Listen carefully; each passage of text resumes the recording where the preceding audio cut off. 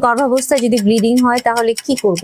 গর্ভাবস্থায় ব্লিডিং কেন হয়? প্রথমে হচ্ছে গর্ভাবস্থায় ব্লিডিং যেটা হয় সেটা হচ্ছে আমাদের যখন বাচ্চা গর্ভে আসে, বাচ্চাটা যখন জরার মধ্যে বসে যায় তখন কিছু স্পটিং বা অল্প রক্তক্ষরণ হতে পারে, সেটাকে বলা হয় ইমপ্ল্যান্টেশন ব্লিডিং। এবং ইমপ্ল্যান্টেশন ব্লিডিং এটা খুবই স্বাভাবিক একটা ঘটনা। এরপরে আমরা যদি দেখি যে আমাদের গর্ভাবস্থায় ব্লিডিং হচ্ছে, কিন্তু ব্লিডিংটা ক্রমান্বয়ে বেড়ে যাচ্ছে বা অল্প অল্প ব্লিডিং হচ্ছে, ব্লিডিং এর সাথে প্যাড ভিজে যাচ্ছে বা ব্লিডিং এর সাথে তলপেটে ব্যথা হচ্ছে, তাহলে তো অবশ্যই আমাদের একটু চিন্তিত হওয়ার কথা। এই সমস্ত কিছু কিছু কারণে এই ব্লিডিংটা হতে পারে। যেমন আমাদের গর্ভাবস্থাকে আমরা প্রথম 3 মাস, দ্বিতীয় 3 মাস এবং তৃতীয় 3 মাস এরকম 3টি ভাগে ভাগ করে থাকি। তাহলে প্রথম 3 মাসে যদি আমাদের এরকম হালকা ব্লিডিং বা বেশি ব্লিডিং দেখা যায় এবং তার সাথে যদি একটু রক্তক্ষরণ দেখা যায়, তাহলে আমরা চিন্তা করতে পারি যে আমার থ্রেটেন্ড অ্যাবর্শন বা ঝুঁকিপূর্ণ গর্ভাবস্থা, নর্মাল ভাষায় বলি তাহলে সেটা হচ্ছে বাচ্চা নষ্ট হয়ে যাওয়ার মতো একটা ঝুঁকিতে আছে। দেখা যায় যে বাচ্চা সবকিছু আছে, হার্টবিট ভালো, সবকিছু ভালো আছে, কিন্তু বাচ্চা একটা ঝুঁকির মধ্যে আছে, এটাকে বলে থ্রেটেন্ড অ্যাবর্শন। তারপরে হচ্ছে ইনকমপ্লিট অ্যাবর্শন বা অ্যাবর্শন। অনেক সময় দেখা যায় যে বাচ্চার ভিতরে নষ্ট হয়ে যায় এবং তখন সেটা লক্ষণগুলো এরকম আসতে পারে যে ব্লিডিং হয় এবং তলপেটে ব্যথা হতে পারে। অনেক সময় ব্লিডিং হয়, ব্যথা নাও থাকতে পারে, বা অনেক সময় ব্লিডিং অনেক দিন পরে হয়, এটাকে বলা হয় মিসড অ্যাবর্শন বা ইনকমপ্লিট অ্যাবর্শন বা কমপ্লিট অ্যাবর্শন।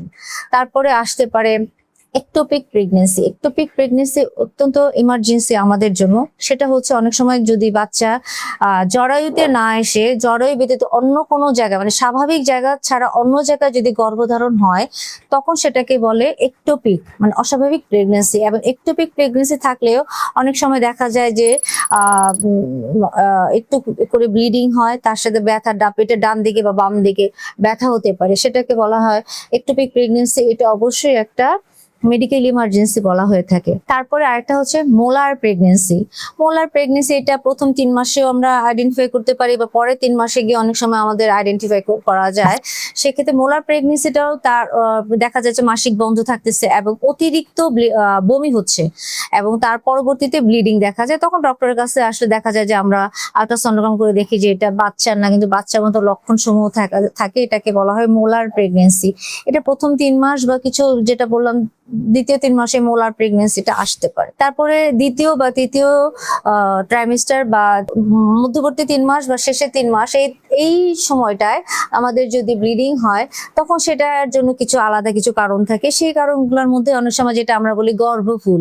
তো অনেক সময় দেখা যায় গর্ভফুল যদি নিচের দিকে থাকে, তখন আমাদের ব্লিডিং হতে পারে। আর অনেক সময় দেখা যাচ্ছে গর্ভফুলটা যদি জরায়ু থেকে একটু সরে আসে, তখন সেটাকে বলে প্লাসেন্টাল অ্যাব্রাপশন। এটার জন্য অনেক সময় ব্লিডিং হতে পারে। তারপর আছে প্রিটার্ম লেবার। দেখা যাচ্ছে 7 মাস 6 মাস এই সময় দেখা যাচ্ছে যে ব্লিডিং হচ্ছে, ব্যথা হচ্ছে, অনেক সময় দেখা যাচ্ছে সাথে পানি ভাঙতে পারে এবং ডেলিভারি ব্যথার মতো উঠে যায়, যেটা সময়ের আগে যে ডেলিভারিটা হয় সেটাকে বলা হয় প্রিটার্ম লেবার।